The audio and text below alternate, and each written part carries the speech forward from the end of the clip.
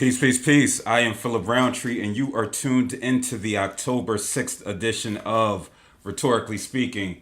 Shout out to those who are watching on Facebook Live. Props to those who are watching on YouTube Live. Make sure you hit that subscribe button. And hello to those who are watching on IG Live.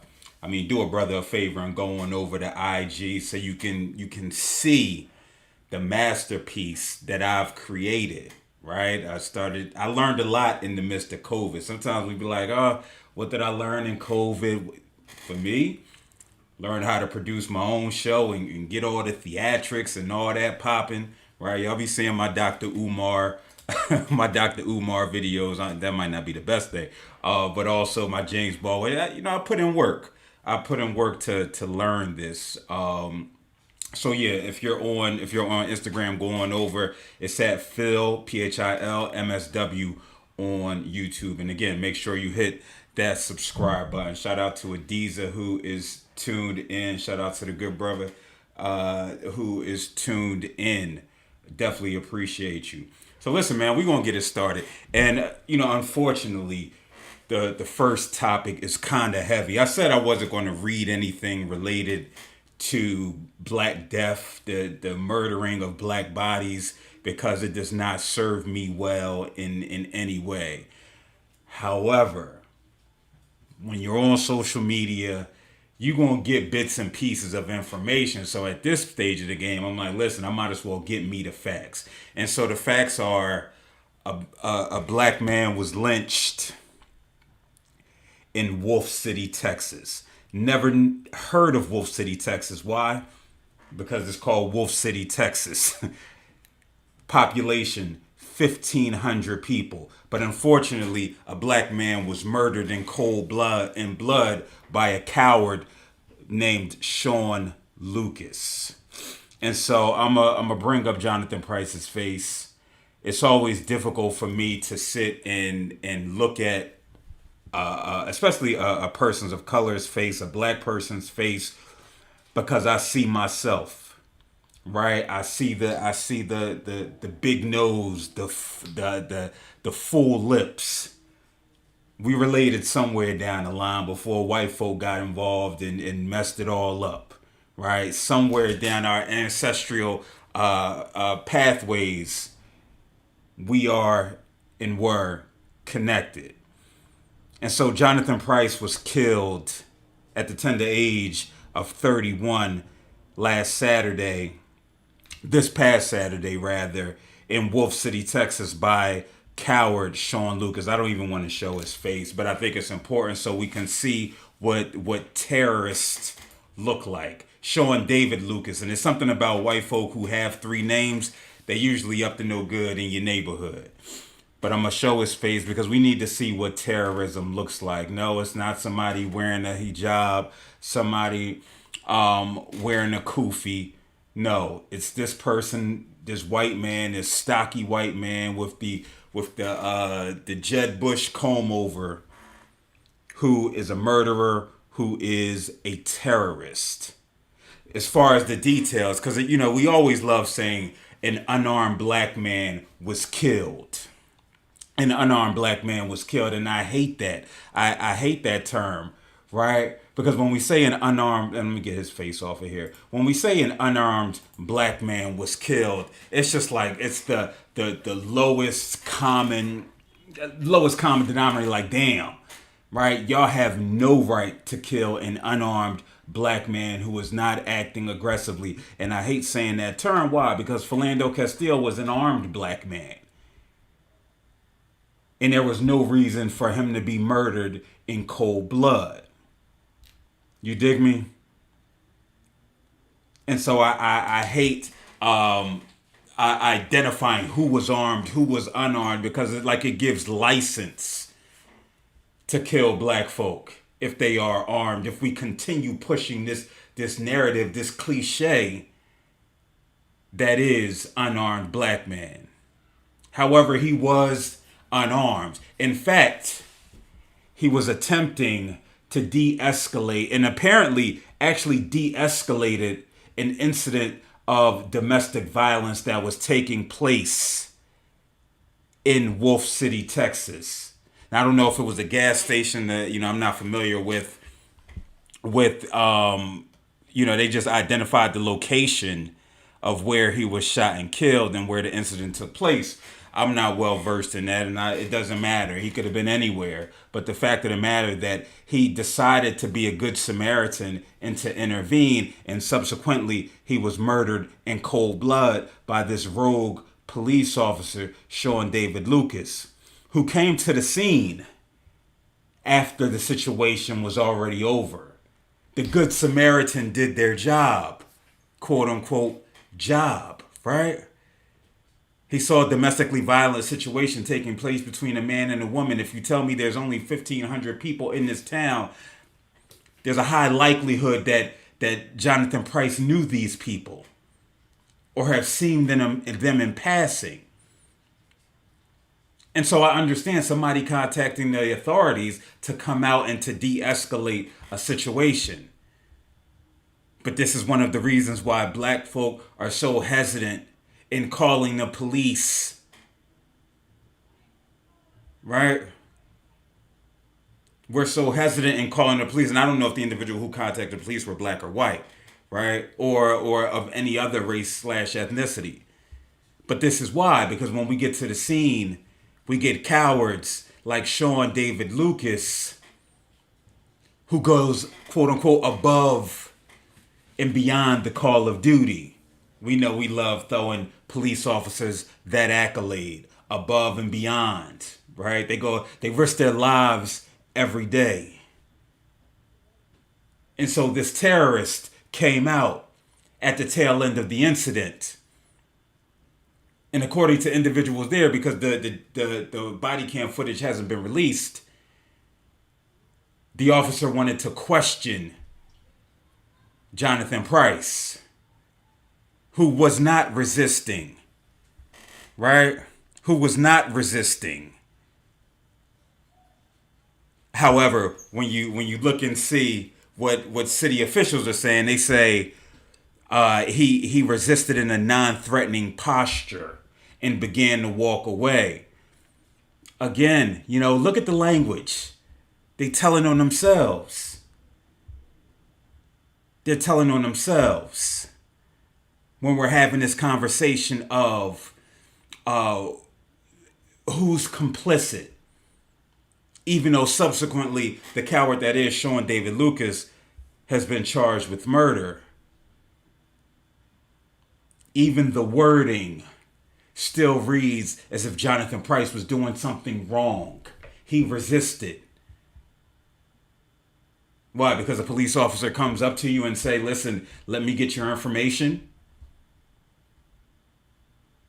Technically, if they were called to the scene, they have the right to do that, right? And this is where we have to truly know our rights. Now, if he was just walking down the street, which at this point, one could argue that he was, it's nothing that should have been, that should have had this terrorist of an officer to approach him. And so when he wasn't responding in the way that he desired, he tased him. And then when he recognized that when his body started to convulse somewhat, he felt that he was threatened and pulled out his gun and shot him.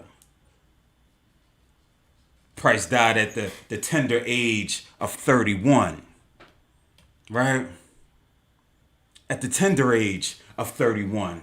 Another black man, another black person, another black body. We don't see the police coming out and defending Jonathan Price, right? They stay silent about things that matter. They're staying silent about things that matter. But yet wonder why there's such a push to defund / abolish the police, because we recognize the entire structure from the Rudy to the Tootie is filled with nothing but corruption and contempt and white supremacy. The foundation is built on bullshit. I heard somebody say that I was listening to, when we talk about the police, people of color, police is proxy for white people. Right? Because we recognize where the root cause of everything that we're experiencing. Right? People like to pretty it up and say systemic racism, injustice. Let's call it what it is. Pure, unadulterated hate. Rooted in fear. By a group who have no identity whatsoever. Let's call it what it is. And so this young brother has died. And so I sit and think. I sit and think about, well, damn, why'd you intervene? That was the second thought that came to my mind. The third thought was, would I have intervened? And the honest truth is no. I take that back. I don't know. But there's something about domestically violent situations, right, where I encourage people to make business decisions. Why should you make a business decision? Because the business decision is your life, is your wellness. Everybody's not going to take too kindly to you intervening in their domestic matters. Hence the reason why the rates of domestic violence are so high, right? Because people are irrational. They don't make healthy choices. It's rooted in illogical thinking. And so here you have somebody who actually successfully de-escalated a situation, and he gets killed, right? He gets killed. Not by the individuals with whom he was engaging with,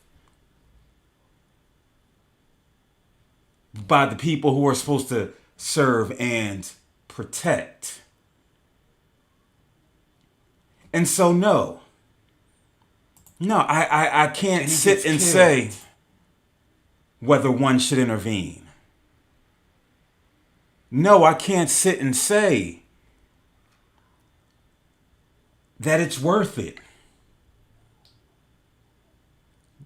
I know we have, and this is going to, spark another conversation when we talking about protecting folk, right? About protecting folk. But in situations like this, who should we be protecting? First and foremost, ourselves, right? First and foremost, ourselves, because unfortunately, humanity. Everybody doesn't believe in the tenets of humanity. Protecting one another, not bringing harm to one another. Everybody doesn't believe in that. And so before you engage in these situations, one should be mindful. I sit and think about that. Was it a Dove commercial? It was one of those commercials where they were talking about men not being bystanders in situations. They had the men breaking up fights, not catcalling women. And so where we are, look, Philadelphia has 364, 384 murders? The highest that it's been since 1991? We talking about intervening? Business decisions. Business decisions. I'm curious as to how you would respond in this situation. And truth be told, none of us know, right? Like I sit here and say that, you know what, at this stage of the game, I can't. I'm a father, I'm a son, I'm a partner. I can't.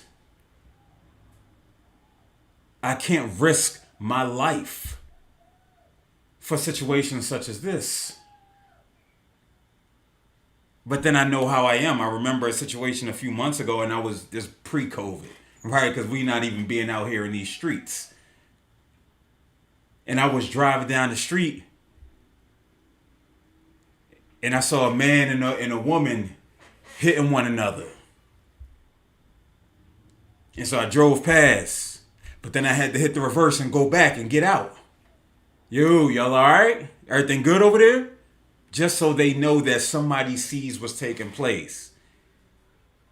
And they say they were just playing. Listen, and I tell my daughter this. I tell, my son this. I tell boys this. I call girls this. I tell non-binary folk this. Keep your hands to yourself.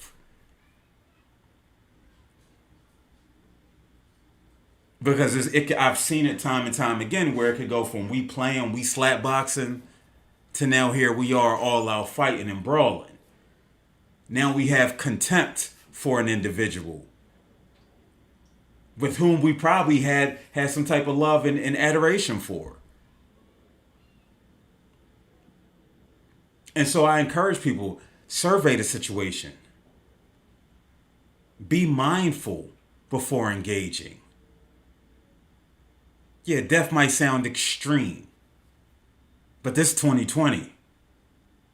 2020 is Extremeville, right? 2020 is Extremeville, to where you're de-escalating a fight, an altercation between two parties whom you presumably probably know, and the police come and kill you.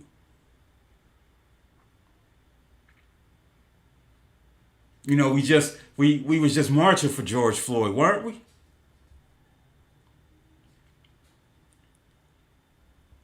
We had these organizations saying they stand with Black Lives Matter.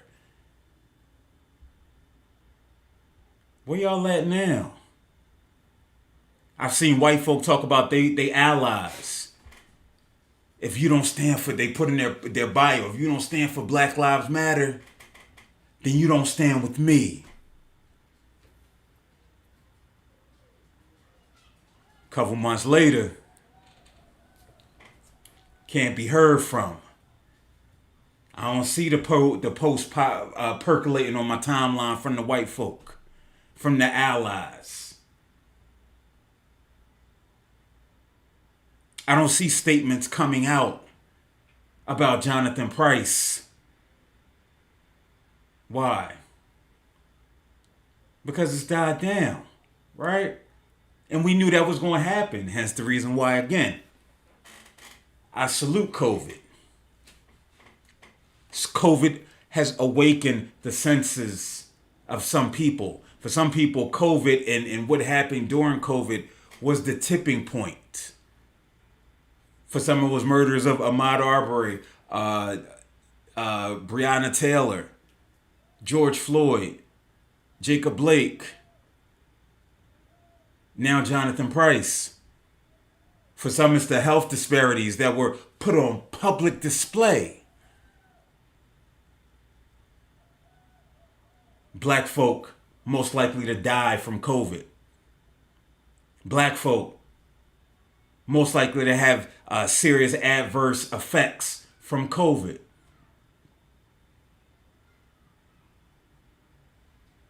If you need something else to put the battery in your back,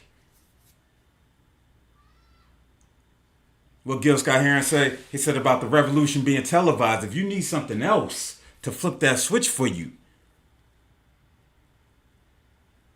then I don't know. Then I don't know what it's going to take, because it's right here in front of you, right? It's right in your face. It's right with this young brother, Jonathan Price, who, God bless the dead. So listen, We're going to get into the second conversation, which I don't even know if it's funny. At first, it was funny when I first heard about it, and then it got serious, and then it got real. NFL football, yes, I watch, right? I don't, whatever y'all thoughts on it, that's y'all thoughts, right? I watch.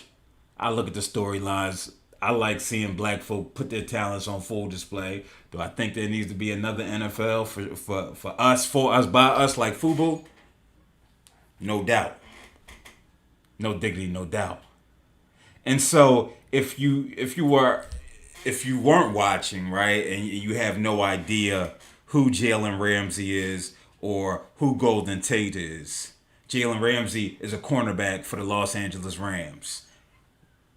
At this stage of the game, I think he's probably the highest paid cornerback in the NFL. Golden Tate, wide receiver for the New York Giants, used to play for my Philadelphia Eagles for like 2 days, right? They traded like a third round pick for him. He had a cup of coffee here. Then he went and signed with the Giants. You know, in sports, sometimes we have these situations where it's like the game within the game. And you got people who don't like each other, not because they're combatants trying to get the victory,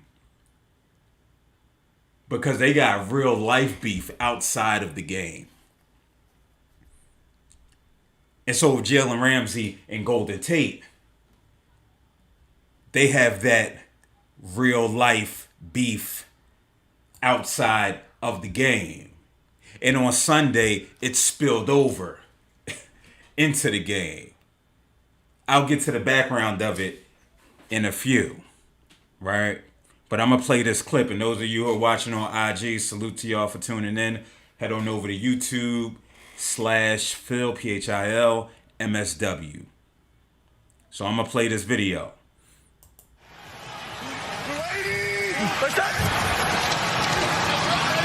They got Tate on that release. Got a lot of room to cover, and he gets hit hard on the perimeter by Jalen Ramsey. I believe there was a little extra in that Ramsey tackle. Jalen Ramsey, I mean, you're just going to not only tackle, but you defeated the block of Dion Lewis. And then look at this. I mean, you want to talk about same foot, same shoulder, drive through the player. That's tackle. That's what you teach your kids. At the end of that game, they went fisticuffs. Right? At the end of the game, they start throwing punches at one another. And you're like, dang, what's going on for them to throw punches at one another? The game inside the game. In the middle, you have Breonna Tate. Breonna Tate is the sister of Golden Tate. She is also the mother of Jalen Ramsey's 2 children. Last year, Jalen Ramsey, and he has every right to do this, right? Every right. He ended up leaving her while she was pregnant with his second child, and allegedly went to go be in a relationship with a woman who was an adult dancer. I'll give my thoughts on it, but after I get the facts, right? And so he went public with her. Meanwhile, she's still pregnant with his child.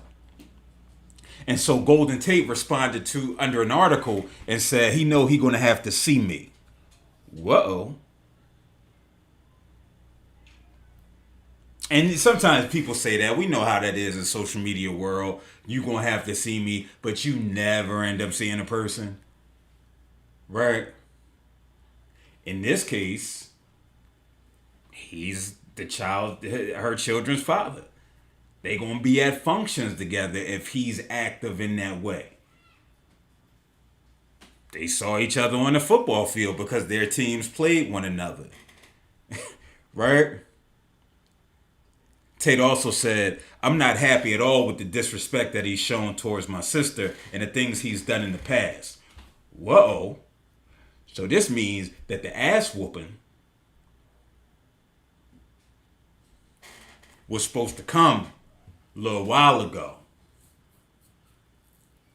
And she probably stopped him, right? You know, it reminds me of that Baby Boy scene where Melvin coming at Jody. You know, he said, did he have him in the headlock? And he was like, I stayed off for love and respect for your mama. But if we was in jail, I'd make you get on your knees and fix it. I would have cried if I was Jody. And so Golden Tate, clearly he meant that. And so these two got in the scrum. They got in the knuckle. Right? At first you laugh when you hear the story. But now here we have dysfunction with black folk on the national stage. Now, kudos to his sister, right? Kudos to his sister. She came out and said, listen, God, thank you for being my strength. Because when stuff like this go down, you know you got to thank God, right? You got to thank God for the strength. At times when it's hard to stand, you know, he picks me up, gives me courage. You empower me to handle every circumstances, knowing that I can trust you. May I refuse to worry about the things I can't control and keep my focus on you. That is beautiful, Breonna Tate. But your brother didn't say that. Your brother said, listen, you go and get these hands.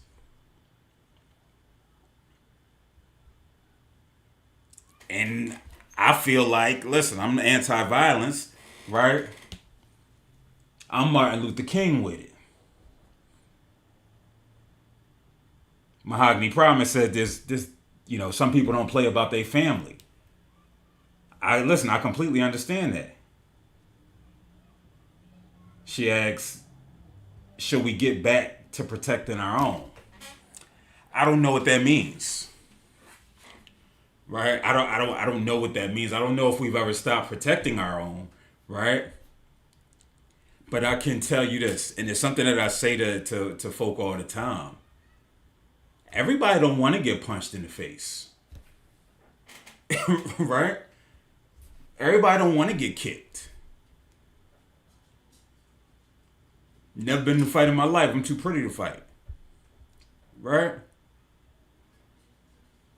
And plus I feel like if you want to fight me, you're trying to end my life. It's no in between for me. It's no in between for me. That's what I think about violence. Right? You either kill somebody or you don't. It's no in between for me, man. Right? And so sure, Golden Tate and Jalen Ramsey can knuckle. Hopefully they both walk away like feeling like they got off their chest what they needed to get off their chest. But everybody doesn't feel that way. Like I said, Philly has 364, 384 murders. Probably just went up within the last hour. Because everybody not trying to get punched on. Forget this hand me a fair one. See, people love nostalgia, man. People love nostalgia. Nostalgia is a beautiful lie with the sepia filter. Right? I want to go back to the times when we was knuckling in the street. They was knuckling in 91. Right? They still had murders in 91 too. Everybody not gonna put up with the fist fight. I know I don't live that life. Right? Because that's not how I get down. But again, when we sit and we having these conversations, man, about just about not only making healthy choices and making healthy decisions. Like everybody not gonna like him. Jalen Ramsey felt like his time was up. Why should he stay in a place where he's unhappy? She's pregnant. Got you. I empathize with her. I know that's a lot of stress, but why be somewhere and you're not happy? Now, if he was feeling this way prior to, then he should have been an adult and made the healthy choice of leaving prior to. But folk be getting mad at folk for leaving people, man. And I think, again, out of everybody, Breonna Tate had the best response. Like, yeah, I'm sure she like, yo, this is just difficult, right? I clearly loved him because I gave him 2 babies. But let's be clear, I don't need this mofo. Right? I don't need him. And so, listen, if we talk about who overstepped their boundary, Golden Tate for sure. Right? Golden Tate for sure. He should have stayed out of his sister's business. Allow her to process and handle it. Now, if Jalen Ramsey was getting physical with her in some way, yeah, I could get that. That's defending her, right? But outside of that, man, nah, I ain't with it. He looks chumpish, and he got slammed into the ground. They never said who won the fight, right? But I think they both lose. Because they just look silly. But again, we talking about the game within the game. Listen, man, I can't guarantee I'm going to be back tomorrow night, but I plan on being back tomorrow night. You know I teach tomorrow 4:30 to 7:15, and the brother be tired trying to teach these churn. Right? I be tired trying to teach these churn and try to encourage and motivate them to be the best college students, future social workers that they can be. So, again, definitely go back and hit up that subscribe button on YouTube. I'm going to give you some, who y'all want today? I gave y'all Baldwin yesterday. I'm going to give you some Umar Europeans, man. Because, again, this is how I feel when I go out and I be seeing Europeans without the mask and they just be going everywhere. I'm going to give you some Europeans.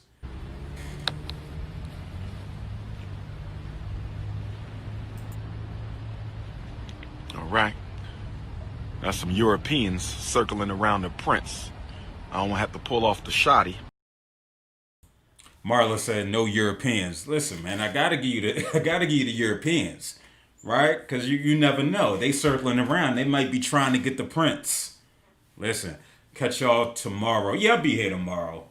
It's Phil MSW, PHIL, M as in Mary, SW, like Masters in Social Work. But until tomorrow, shout out to Marcel who just tuned in. I will catch y'all later. Peace.